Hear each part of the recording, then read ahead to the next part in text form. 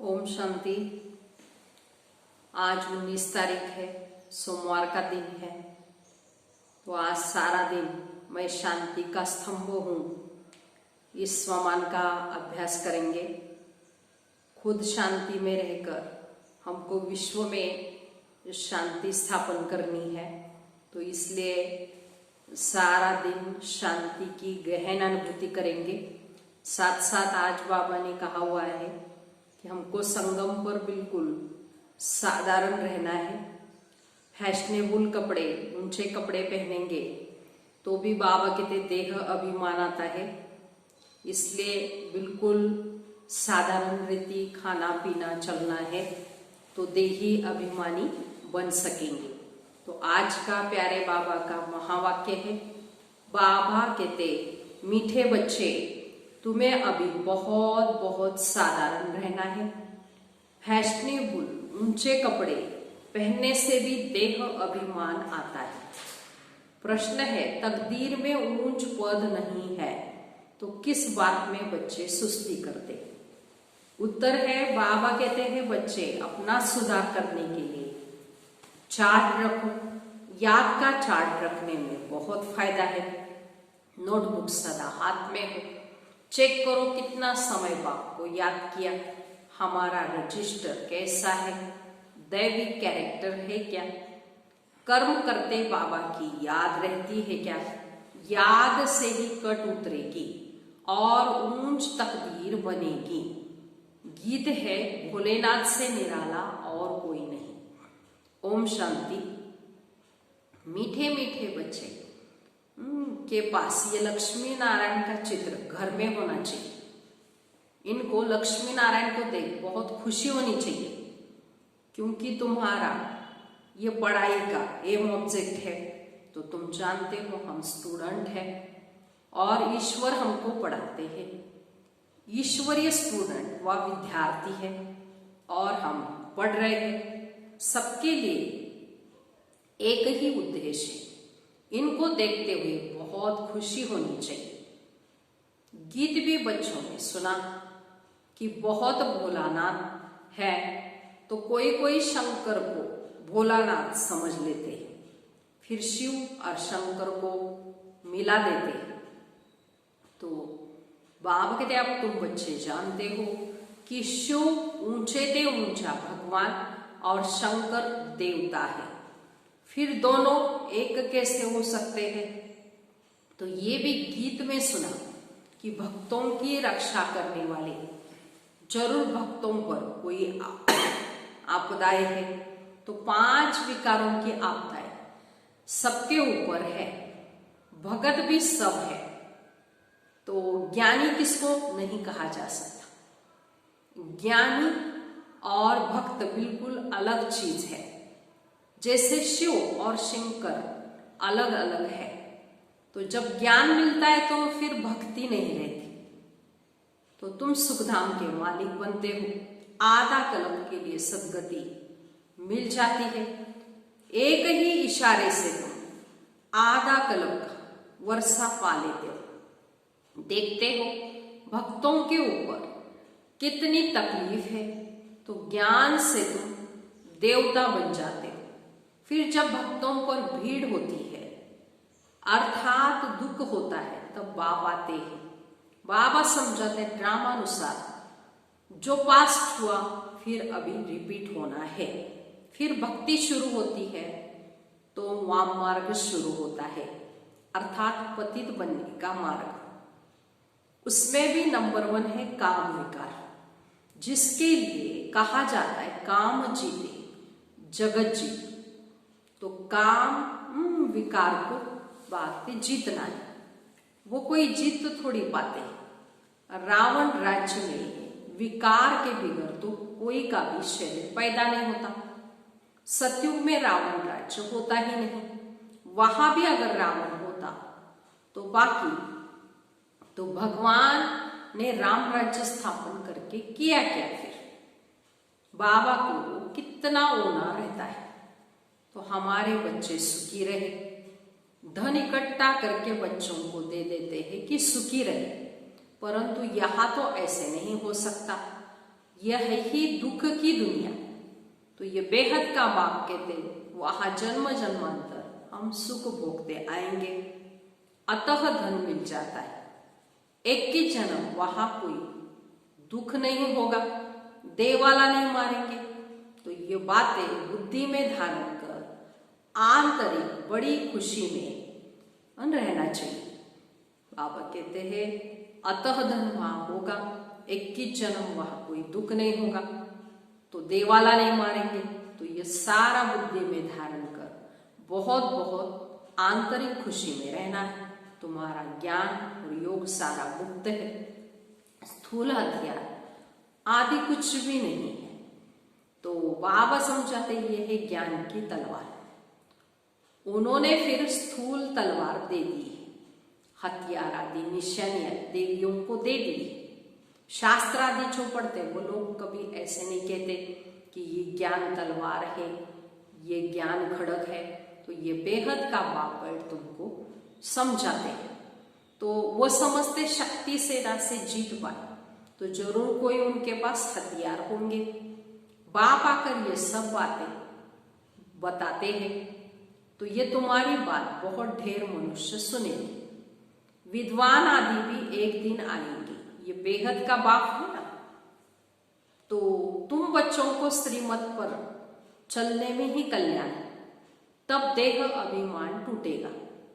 तुम बच्चों को श्रीमत पर चलने में कल्याण है, बाबा कहते तब देह अभिमान टूटेगा। इसलिए सावकार लोग आते नहीं। बाबा कहते देह अहंकार को छोड़ो, अपने को आत्मा समझो। अच्छे कपड़े आदि का भी नशा रहता है। इसलिए बाबा ने आज कहा है तुम अभी वनमाह में हो, शादी रीति रहना है। अभी जानते हो ससुर घर है, वहां तुमको बहुत जेवर पहनाएंगे, यहाँ ऊंचे कपड़े नहीं पहनने हैं। तो बाबा कहते बिल्कुल साधारण रहना है, जैसे मैं करता हूं बच्चों को भी ऐसे साधारण रहना है। नहीं तो देह का अभिमान आ जाता है तो वह सब बहुत नुकसान कर देते हैं। तो तुम जानते हो हम ससुर घर जाते हैं तो वहां हमको बहुत जेवर मिलेंगे, माल मिलेंगे। यहाँ तुमको जेवर आदि नहीं पहनने हैं। आजकल चोरियां आदि भी कितनी होती है, तो रास्ते में ही डाकू लूट लेते हैं। दिन प्रतिदिन यह हंगामा आदि बढ़ता जाएगा। इसलिए बाबा कहते अपने को आत्मा समझ, मुझ बाप को याद करो। देह अभिमान में आने से बाप को भूल जाएंगे। ये मेहनत अभी ही करनी, फिर कभी भक्ति मार्ग में ये मेहनत नहीं मिलती। तो अब तुम संगम पर हो तो तुम जानते हो बाबा आते हैं पुरुषोत्तम संगम युग पर। लड़ाई भी जरूर होगी, एटॉमिक बॉम्ब्स भी बने हुए हैं। जो बाबा कहते हैं जो बॉम्ब्स बने हैं तो उसके द्वारा भी विनाश होगा। तो वो कोई रखने के लिए नहीं बने हैं। तो बॉम्ब जरूर बाबा कहते ये विनाश काले विपरीत बुद्धि कहते हैं। जो मनुष्यों ने विनाश के लिए बनाए हैं तो उसको जरूर चलाएंगे। तो बहुत बॉम्ब्स आदि खूब बनाते रहते, कितना भी माथा मारो ये बंद हो जाए, परंतु ऐसे हो ही नहीं सकता। ड्रामा में नोंद है, समझाने से भी समझेंगे नहीं। मौत होना ही है तो बंद कैसे होगा? बाप समझते हैं तो भी बंद नहीं करेंगे। ड्रामा में यादव और कौरवों को खलास होना ही है। तो यादव है यूरोपवासी, उनका है साइंस का घमंड, जिससे ही विनाश, साइंस का घमंड जिससे ही बाबा कहते विनाश होता है। फिर जीत होती है साइलेंस घमंड की। तो तुमको शांति के घमंड में रहना है, शांत स्वरूप रहना है, सिखाया जाता है। बाप को याद करो, डेड साइलेंस में रहो। तो हम आत्मा शरीर से न्यारी है। शरीर छोड़ने के लिए जैसे हम पुरुषार्थ करते हैं, ऐसे कभी कोई शरीर छोड़ने के लिए पुरुषार्थ करते हैं क्या? सारी दुनिया ढूंढ कर आओ, कोई है जो ऐसे बोले कि हे आत्मा अब तुमको शरीर छोड़ जाना है, पवित्र बनो, नहीं तो फिर सजा खाना पड़ेगा। तो सजा कौन खाते? आत्मा। तो उस समय साक्षात्कार होता है। तो पाप किए खाओ सजा, तो उस समय फील होता है जैसे जन्म जन्मांतर की फिर सजा मिलती है। तो इतना दुख भोगना, बाकी सुख का बैलेंस क्या रहा। तो बाबा कहते कोई भी अभी पाप कर्म नहीं करो, अंडरलाइन करो, अपना रजिस्टर रखो। हर एक स्कूल में चाल चलन का रजिस्टर रखते हैं ना, तो बाबा कहते हैं हमको भी अपना रजिस्टर रखना है, चाल चलन को देखना है। जैसे एजुकेशन मिनिस्टर भी कहेंगे कि भारत का कैरेक्टर ठीक नहीं है, तो बोलो हम इन लक्ष्मी नारायण जैसे कैरेक्टर्स बनाते हैं। तो इन लक्ष्मी नारायण का चित्र तो सदा साथ में होना चाहिए। ये एम ऑब्जेक्ट है, हम ऐसे बनते हैं। इस आदि सनातन देवी देवता धर्म की स्थापना कर रहे श्रीमत पर यहाँ चाल चलन को सुधारा जाता है। तुम्हारी यहाँ कचहरी भी होती है, सब सेंटर्स पर बच्चों को कचहरी करनी चाहिए। रोज बोलो, चार्ट रखो तो सुधार हो, लेकिन किसकी तकदीर में नहीं है तो फिर बच्चे सुस्ती कर लेते हैं। चार्ट रखना बड़ा अच्छा है।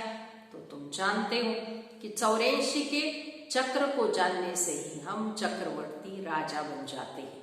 कितना सहज है, और फिर पवित्र भी बनना है। याद की यात्रा का चार्ट रखो, इसमें बहुत फायदा है। नोटबुक नहीं निकाला तो समझो बाप को याद नहीं किया। नोटबुक सदा ही साथ में रखो, अपना चार्ट देखो कितना समय हमने बाप को याद किया। याद बिगर जंक उतरे कैसे बाप। कट उतारने के लिए चीज को घासलेट में डालते हैं, तो कर्म करते हुए भी हमको भी बाप को याद करने का पुरुषार्थ करना है, तो फल मिल जाएगा। मेहनत है, ऐसे ही थोड़ी ताज रख देंगे बाबा सिर पर। बाबा इतना ऊंच पद देते, कुछ भी मेहनत नहीं करनी है बाबा, कुछ तो मेहनत करनी पड़ेगी। इसमें हाथ पाव आदि कुछ नहीं चलाने। तो पढ़ाई तो बिल्कुल सहज है, बुद्धि में है कि शिव बाबा से ब्रह्मा द्वारा हम ये बन रहे। कहाँ भी जाते हो तो बैज पढ़ा रहे। बोलो वास्तव में कोर्ट ऑफ ऑमर्स ये है। समझाने की भी बड़ी रॉयल्टी चाहिए, बहुत ही मीठा मन से समझाना। तो कोर्ट ऑफ ऑमर्स पर समझाना। प्रीत बुद्धि और विपरीत बुद्धि किसको कहा जाता है, तो तुम बाप को जानते हो। लौकिक बाप को कभी गॉड फादर नहीं कहेंगे, वो बेहद का बाप, पतित बाप सुख का सागर है। उनसे सुख घनेरे मिलते हैं।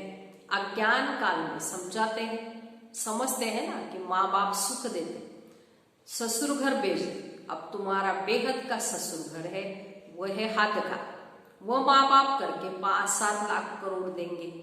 तो तुम्हारा तो बाप ने नाम रखा ही है पद्मा पदम पति भव, बनाने वाले। तो वहां तो पैसे की बात ही नहीं, सब कुछ मिल जाता है। तो बड़े अच्छे अच्छे महल होते हैं, जन्म जन्मांतर के लिए तुमको महल मिलते हैं।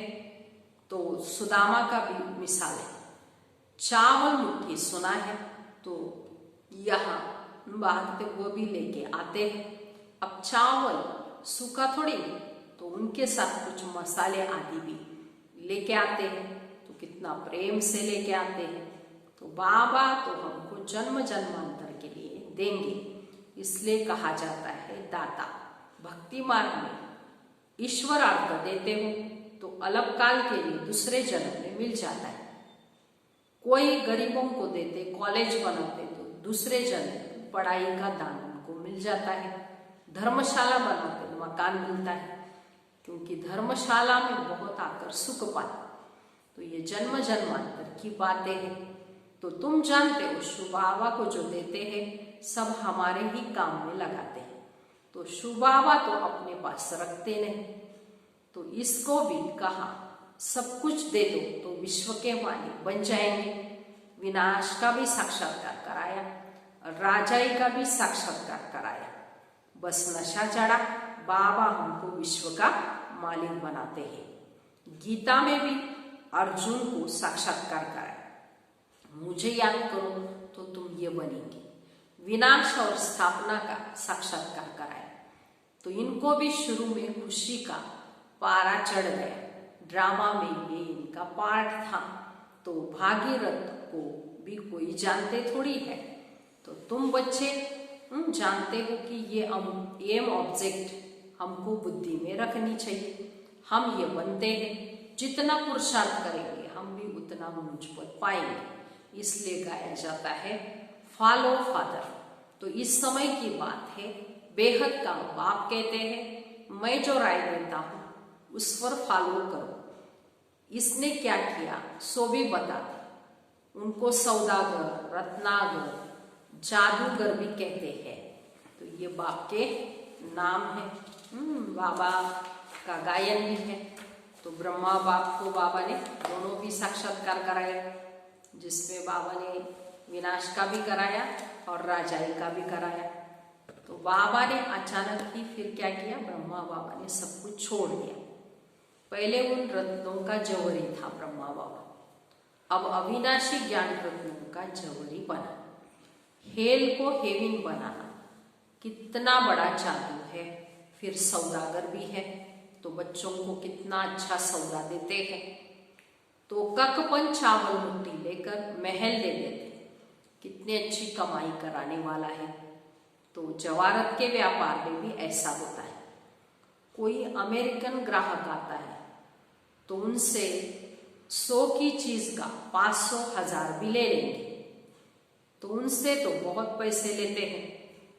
तुम्हारे पास तो सबसे पुरानी चीज प्राचीन योग है, तो तुमको भोलानाथ बाप मिला हुआ है। कितना भोला है, देखो तुमको क्या बनाते हैं। ककपन के बदले तुमको 21 जन्मों के लिए क्या बना देते हैं। मनुष्यों को कुछ भी नहीं पता। तो कभी कहेंगे भोलानाथ ने दे दिया, कभी कहेंगे अम्बा ने दिया, कभी गुरु ने दिया। यहाँ है ये पढ़ाई। तो तुम ईश्वरीय पाठशाला में बैठे हो। ईश्वरीय पाठशाला कहेंगे इस गीता पाठशाला को। गीता में है भगवान वच, परंतु ये किसी को भी पता नहीं भगवान किसको कहा जाता है। तो ये ईश्वरीय पाठशाला कहेंगे गीता को। गीता में है भगवान वच, परंतु ये किसी को भी पता नहीं कि भगवान किसको कहा जाता है। कोई से पूछो, परमपिता परमात्मा को जानते हो। बाप है बागवान, तुमको कांटों से फूल बना रहे हैं। उनको गार्डन ऑफ अल्लाह कहते हैं। यूरोपियन लोग भी कहते पैराडाइज। तो बरोबर भारत परिस्थान था, अब कब्रिस्तान है। तो अब फिर तुम परिस्थान के मालिक बनते हो। बाप आकर सोए हुए को जगाते हैं। तो ये तुम जानते हो नंबरवार पुरुषार्थ अनुसार। जो खुद जग जाते हैं तो दूसरों को भी जगाते हैं। तो नहीं जगाते तो खोया, बाबा कहते गोया खुद सोया हुआ है ना, जगा हुआ नहीं है। तो बाबा समझाते इन गीतों आदियों की भी ड्रामा में नोंद है।